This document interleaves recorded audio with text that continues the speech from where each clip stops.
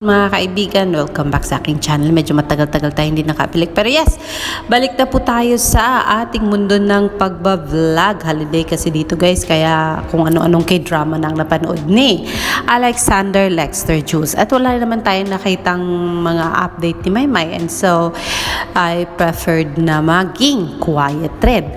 Ang sabi dito, okay, let's go business na tayo. Let's talk about Maymay's interview kasama si Miss Janine Bardin, Miss Moira de la Torre. Hindi ko napanood ang buong clip nito guys, pero I don't care as long as ma-share ko itong mga sinabi ni Maymay dito, which is really amazing. Napaka-awesome niya dito. Ang galing po niyang sumagot dito at dire-diretso lang po. Sabi niya, let the music take over me, or let the character take over me. So this is why she transforms in every performances. Kasi nga sabi niya, hindi siya talaga basta-bastang tumanggap ng performance na gagawin niya sa ASAP. Not unless bibigyan siya ng 2 buong linggo na i-practice ang kanyang ipe-perform, kasi gusto niya gamay na gamay niya ang gagawin niya at ayaw niyang maging lousy. Kung kaya pala napaka-perfectionist ng isang Mary de Maymay Entrata when it comes to performing. Kung kaya narito po ang sinabi ng Maymay.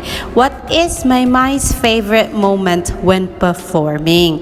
Yan po daw ay ang mailagay niya sa sarili, sa puso niya, sa buong pagkatao niya, ang karakter na gagawin niya or ang mensahe na gusto niyang i-pass on sa mga viewers or mga audiences na kung saan siya nagpa-perform. Narito po, Mary Dale. Napaka-ano naman talaga nito.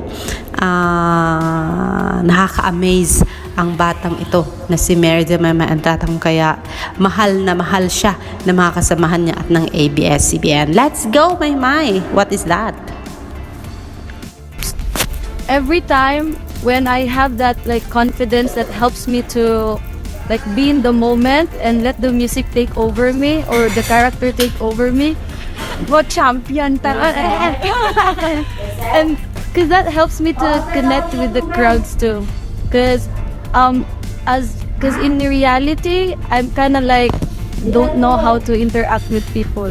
That's not true. No, at work, yes, it's switch but that every time after performance I learned something.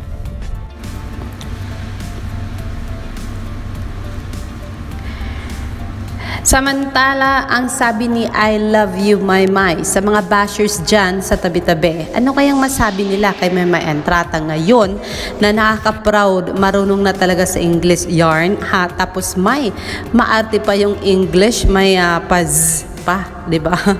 Di ba? As, ano ba? Napaka-American style talaga. Pero yes, narito ang sabi, how Maymay keeps her artistry intact amidst the noise and other factors like social media. Napapaapektuhan ba si Maymay sa mga bashing, sa mga comment ng mga taong nakapanood ng mga performances niya? Or ano ang sinasabi ng puso niya about this? Alam nyo, napaka-matured na Maymay ang sumagot sa tanong na ito guys. Kung kaya deserve talaga na i-praise natin siya dito, kasi she takes time on how to answer the question. Hindi siya tinalo ng kaba, dire-diretso lang yung flow ng kanyang brain, na talagang dire-diretso, kahit maputol ng konti, diretso pa rin. Hinahanap lang niya ang tamang word na kung saan gusto niyang ma-express ito perfectly sa mga nanonood or sa mga nanood ng clip na ito. I love you, Maymay, on this one. And you look so great on this one. Para bang ang haba ng hair mo dito, na kaya sabi nila si Maymay hindi marunong mag-English. Ito na siya, product of working hard para lang ma-improve more ang pagsasalita niya, especially sa wikang Ingles. Narito po, Mary Dale, Maymay Entrata. Everyone of us experience how to maintain yourself despite of what people think about you and what they want you to be. I still get affected But at the end of the day, the main weapon I have is really prayer. It helps me. It's really God. And the peace in mentally and emotionally, it helps me to focus on the things that I can control and not the things that I can't control. And one of the things that I can't control is the approval of other people.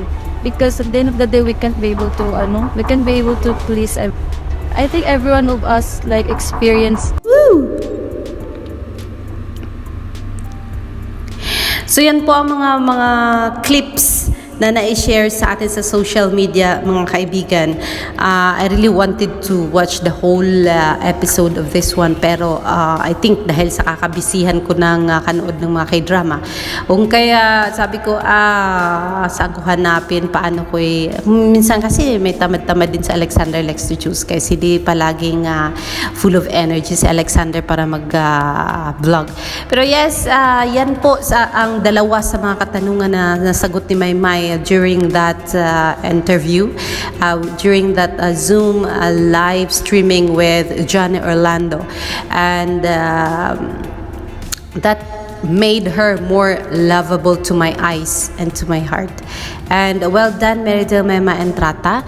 How I wish you have more of that confidence to express yourself at hindi mo iindain ang mga kamera na nakatutok sa'yo, and never think na magkamali ka sa pagsasalita, but then kung merong mga chances or mga time na hindi mo mapigilan na makabalik ka kaagad sa kung ano ang gusto mong itumbok or tumbukin, and that hindi ka talaga tuluyang ma-distract sa pagkakamali mo. Kasi minsan ako, kahit dito sa Dubai, kung minsan kausap ko yung guro, guys, tapos diretso lang dahil sa ganun talaga yung bunganga ko kung minsan tapos at the end of the day, na-realize ko, oh my God, mali pala yung sinabi ko, kung kaya hindi yan mawala sa isipan ko. Ang tagal, takes hours before makalimutan ko ang nangyari. And so I know it's very destructive, alarming. Kung minsan parang nawawalan ka ng confidence to face that kind of person or that teacher, parang ganon, kasi parang naalala mo na minsan nagkamali ka ng may sinabi kang some kind of out of the line, parang mali talaga sa grammar. Pero yes, okay lang yan, guys. Doesn't matter anyway. English is not our first language, it's our second language. I don't care. For me, I don't care at all as long as na-express ko yung sarili ko. And that I know some people are, most people are talagang perfectionist when it comes to grammar. Pero that's okay, Maymay. Leave it to the Marines. When, sabi nila, cross the bridge when you reach there. Charot. Alexander Lexter Jules, I love you, May, and good luck. July 8 is coming too soon. Ilang araw na lang yan. And we can't wait. We are so excited to see Maymay performing Di Kawalan, to see Maymay performing Ang Makabugera, to see Maymay performing Pwede Pa, and Otto Dedma sa Decades London po yan. So yes, sa mga hindi pa nakabili, bili na po ng tickets ninyo, and para hindi po kayo mahuli sa bilihan ng ticket, baka may makaligtaan yun. Nandiyan na pala, that day na pala yung event ni Maymay, ay hindi pa na-secure ang mga tickets niya. Alexander Lexter Jules, see you later for more. Magandang hapon po.